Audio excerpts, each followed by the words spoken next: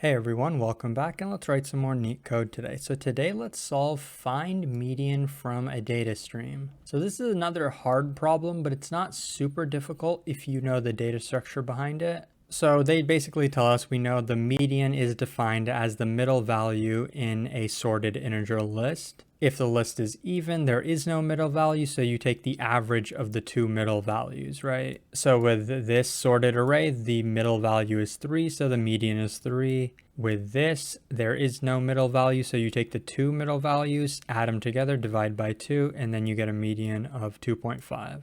And so we're actually designing a data structure that's going to have two operations. One operation is going to be adding a number to our data stream. So we actually have to store the list of numbers, and that list of numbers is not constant. It's going to be changing every time add number is called. And then from that list of numbers that we're going to be maintaining ourselves, we are going to need to constantly be finding the median of that list. So every time this function find median is called, we have to return what the median is from the elements so far. So this is just an example. If we add num1, then our list is going to have 1 in it. If we add another number 2, then our list is going to have 2 numbers. Then if we want to find the median, we will take the average of these two, and it's going to be 1.5. After that, we'll add another number 3, and then we'll find the median again. In this case, the median is different because our list got updated. The middle value is now 2. So what's the most obvious way to solve this problem? Well, I basically just hinted at it, right? So the obvious way to solve this is insert elements in order. So let's say these are the function calls that are going to be made. So we're going to add 4 numbers, and then we're going to try to get the median. So we're going to maintain a list or an array, right? And every time we get a function call add 3, we're going to insert in order, just like it says up here.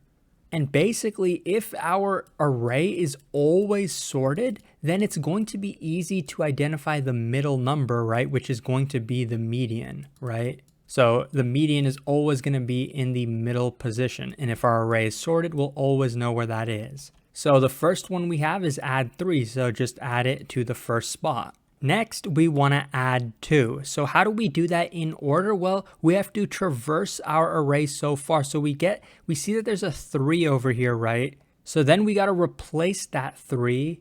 We shift the 3 to the next position, and then we put a 2 in the position that the 3 was initially at, right? So now our array is in sorted order. We had to shift some elements, and we had to search for the spot that we put the 2 in, right? So you can tell that every time we add a number, it's going to be an O of n operation, where n is the number of elements we have added so far. So we added 2. Next, let's add 1. Well, we're going to traverse the array, right? We're going to see, okay, the first element is 2. We know that 1 is less than 2. So really what we're going to do is cross out the 2, cross out the 3, right? Shift the 2 over here, shift the 3 over here, and then put a 1 here. But to keep the picture simple, I'm just going to put the 1 over here. But we know that in the worst case, every time we insert an element, it's going to be O of n.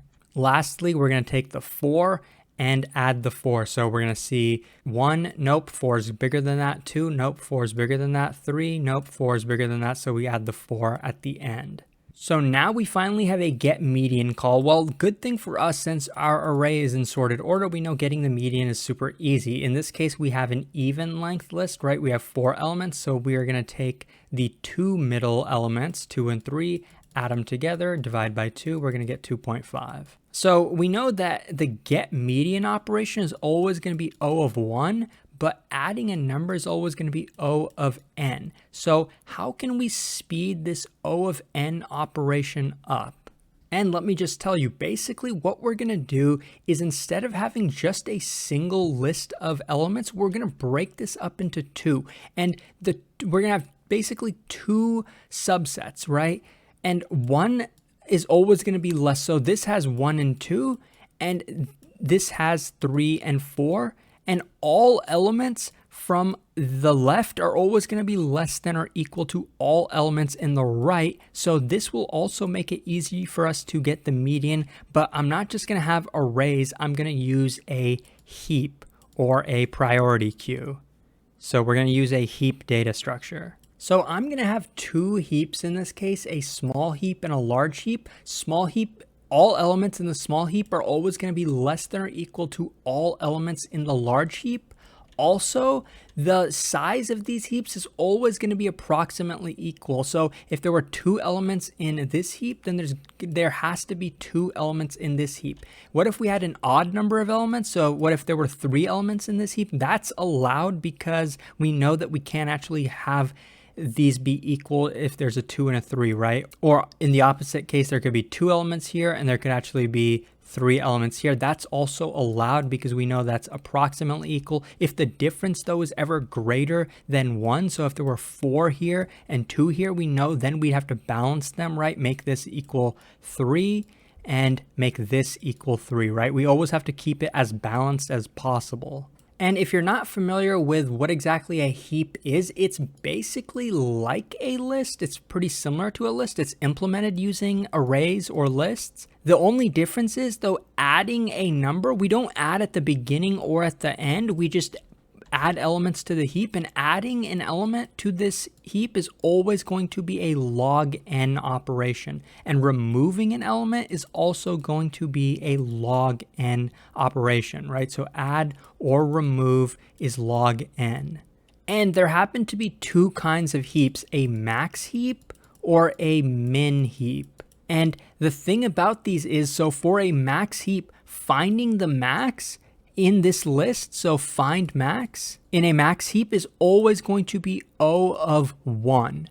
So that's the advantage. We know that finding the max in a regular list is O of n because you have to search the entire list, but with a heap, we can find the max in constant time. Similarly with a min heap, if you want to find the min, that's also an O of 1 operation. So with that being said, the small heap is going to be implemented as a max heap.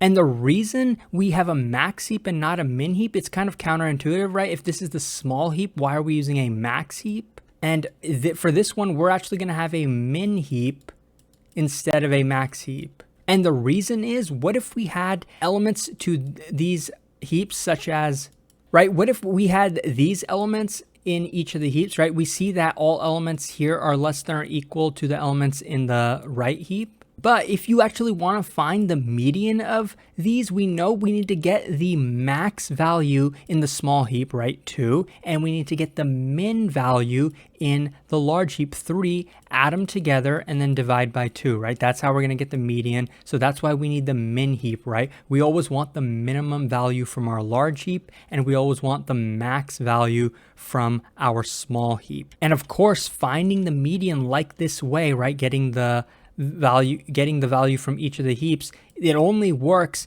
if the size of the heaps is approximately the same, right? If in this case they're equal. But what if we had a third element in this heap? What if we had a 3? Well, they're approximately equal, right? But you can see the length of this one is greater, right? But the difference in length is 1, so they're approximately equal. In that case, how are we going to find the median? Well, since we know that the length of this heap is bigger than the length of this heap, we know that we have an odd number of elements in that case, right? If one heap is bigger than the other, there's always going to be an odd number. And in that case, we're going to want to get the value from this heap. So if the length of this heap is bigger, we're going to want to get the max from here. We're going to want to get the max value from this heap, and that's going to be 3. And we know in this case, 3 happens to be the median, right? Because look at them, these values are in sorted order. We get rid of these 2, we get rid of these 2, the middle value is 3. And I'm not going to walk you through this case, but let's just say, imagine we had a 2 over here. The exact same thing would happen, right? We would get the min value from here, we get the 2. And notice that, look, the max value from here and the min value from here are equal, right? That's why I say every value in here has to be less than or equal. It's possible that they are equal. Okay, so now let me just go through a quick walkthrough of this code again. So what we're going to do, add the first element, which is a 3. Which heap are we going to add it to? In this case, it doesn't really matter. So what I'm going to do is just by default add it to the small heap. So let's add 3 to the small heap. And we know that that was roughly a log n operation, right? Next, let's add 2. So by default, I'm always going to take whatever element we add and I'm going to take it and add it to the small heap. Now I added 2 to the small heap. But wait a minute, now the heaps are not approximately equal. This has a length of 2, this has a length of 0. It was okay when this had a length of 1 because that's still approximately equal, but 2 that's too big of a difference. So now what we're going to do is find the max value in this heap and add it to this heap, the large heap, which is always going to have elements greater than or equal to the small heap. So we need to get the max value from this heap, and since this is a max heap, actually finding the maximum is an O of 1 operation. Now the downside is we have to remove that value, which is a log n operation. And we're going to take that element that we removed and add it to the min heap, and that's also going to be a log n operation. We know adding and removing from heaps is always log n. Finding the maximum in a max heap is O of 1. Finding the minimum in a min heap is also O of 1. Okay, so now we did add 3, add 2. Now let's add 1. I'm going to change this add 1 to a add 7 just to illustrate one last thing about this algorithm that we're going to do. And let me just cross this out. We're not doing insert order anymore. We're doing the heap solution. So we're going to add 7, right? By default, I know that I'm adding it to the small heap. So what am I going to do? I'm going to take 7 and add it to the small heap. Now, the size of this heap is 2. The size of this heap is 1. So they are approximately equal. The last condition, though, is every element in the small heap less than or equal to every element in the min heap. Now, how are we going to check that? Well, we can find the minimum of the min heap in O of 1 time, right? It happens to be 3. We can find the max of the small heap in O of 1 time. It happens to be 7. Is 7 less than or equal to 3? No, it's not. So what are we going to do? Well, we're actually going to do the exact same thing we did before. So I'm going to find the max from the small heap in O of 1 time. I'm going to remove that max. So 7 is removed. To remove, we know it takes log n time. And then I'm going to add it to the min heap, which also takes log n time. So now I'm adding 7 and the lengths are approximately equal still, right? This has 1 element, this has 2 elements. And now if we get the maximum from here, 2, and we get the min from here, 3, we see that the condition actually now is true. Every element in the left is less than or equal to every element in the right. Now we added 7, now let's do add 4. So by default, I'm always gonna add it to the small heap. So I'm adding 4 to the small heap. The small heap has 2, the large heap has 2 also, but we know that this condition doesn't hold, right? The less than or equal condition. If we get the max from here, that's going to be 4. If we get the min from here, that's going to be 3.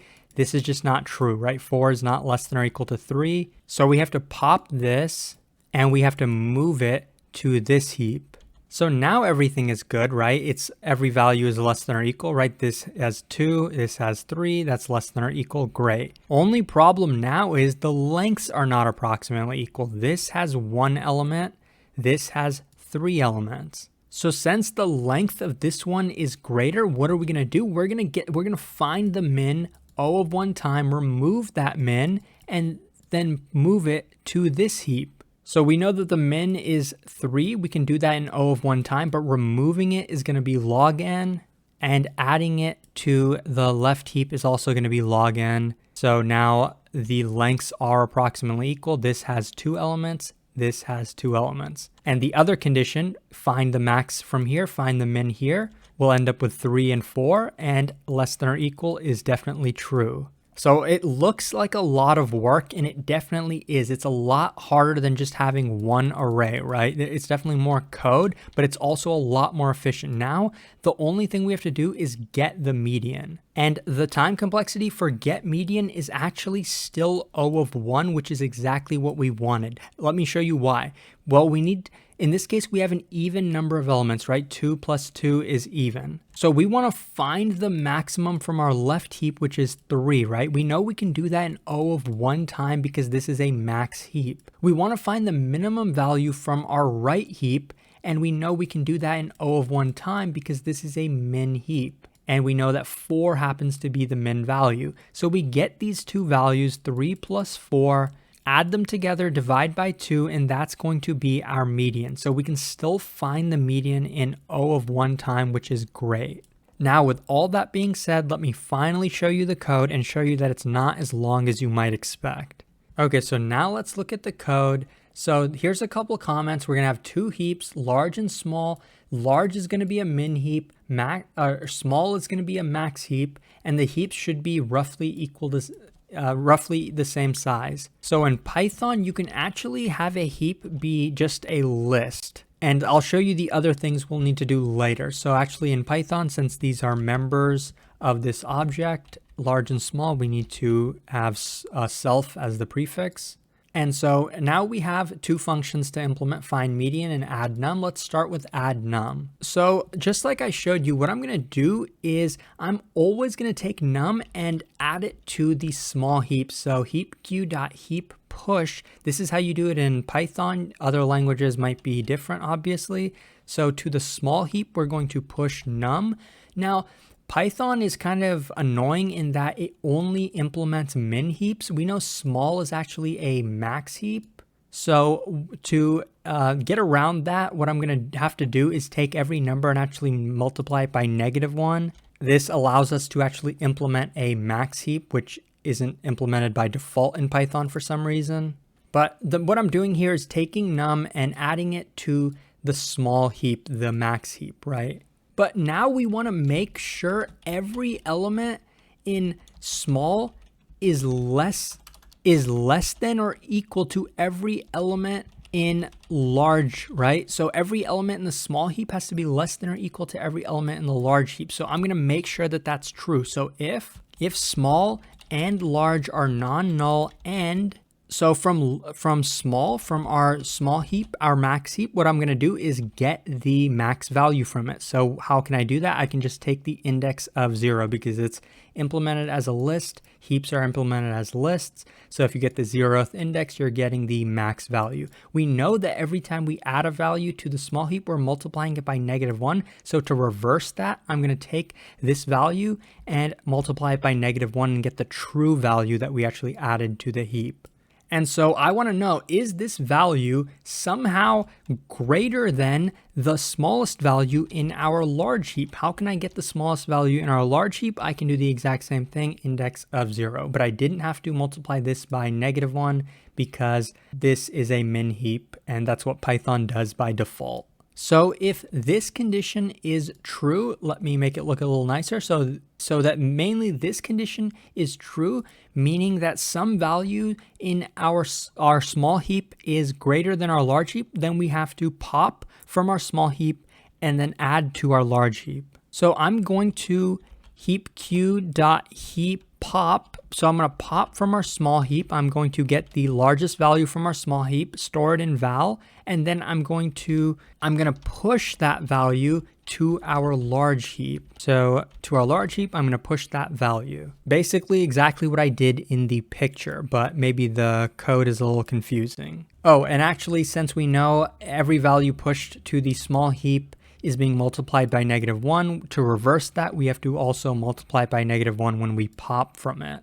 Because look, when we push to it, we multiplied that number by -1, but to our large heap, we can actually give the correct values. We don't have to multiply by -1.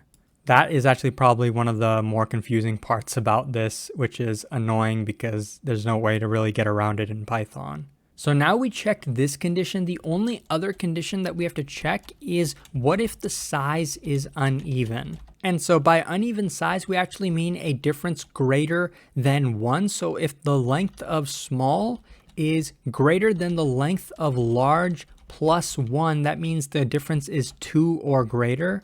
In that case, what are we going to do? This is too big. So what we're going to do is pop from the small and then push to the large, which is actually exactly what we did up here. So I'm just going to copy and paste that. And the other case is if the length of the large heap is greater than the length of the small heap plus 1, meaning the difference is 2 or greater. And in that case, I'm basically going to do the opposite of what we just did up here. So let me copy and paste that. So we don't need this -1 because we are going to be popping from the large heap, which has the correct values, not the -1 multiplied values.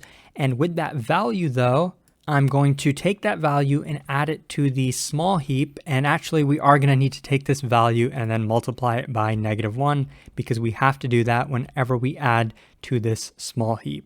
So now we are making sure we take every element, add it to one of the heaps, and if there happens to be a size difference, we are handling that. If there happens to be an order difference, right, like the values are in the wrong order, we're handling that as well. And remember, all of these heap operations are log n operations, log n. And now the last thing we have to handle is finding the median. So one case is that there's an odd length. How do we know if there's an odd length? Well, if the length of small was ever greater than the length of large, we know that then we have an odd length, right? Because maybe one of them has 3 elements, the other has 2 elements. We know with this function, we're always making sure that they're about roughly equal. So if this evaluated true, that means we have an odd number of elements and small happens to have an extra element. So what we can do is return the largest value in small, which is stored in index 0 of small. If the opposite is true, if the length of large is somehow greater than the length of small, we know that the opposite happens to be true, so we can return the smallest value in large. Now, if neither of these evaluates, that means we have an even number of elements. So each of these heaps has the exact same size. So what we can do in that case is return the largest value in the small heap plus the smallest value in the large heap, add them together, and then divide by 2, and then return the result of that. So here is the final code. It's 34 lines, but you can see we have some comments and some, boilerplate type code, but the code itself that we had to write was relatively short, right? Because we did this with a heap and we did it pretty efficiently. Let me just run it to prove that it works. Okay, just one time I forgot to say that this small is a member object, so self.small. And I actually forgot to do that in a couple places, so let me just fix that. So self.small, self.large, self.small, self.large, self.small, self.large, and a couple more places. Okay, so we corrected the self errors. One last thing I forgot is, remember, small has negative. We multiplied the numbers by negative, so when we're getting the number and actually trying to calculate the median, we have to take that number and multiply it by -1 before we add it to this number and then divide by 2. And let me not forget to do the exact same calculation when we're returning the value here, right? So I somehow had too many bugs in here, but okay, so now finally, this should be the final code. The big thing in Python, at least, is to remember these -1s. If you're doing this in C++ or Java, I'm pretty sure you will not have to worry about that. This should be the final code finally, and you can see, yes, it is pretty efficient. And in Python, at least, it's not a lot of code. I think even in Java and C++, it shouldn't be that much code either. So I hope this was helpful. If you enjoyed, please like and subscribe. It supports the channel a lot, and I'll hopefully see you pretty soon.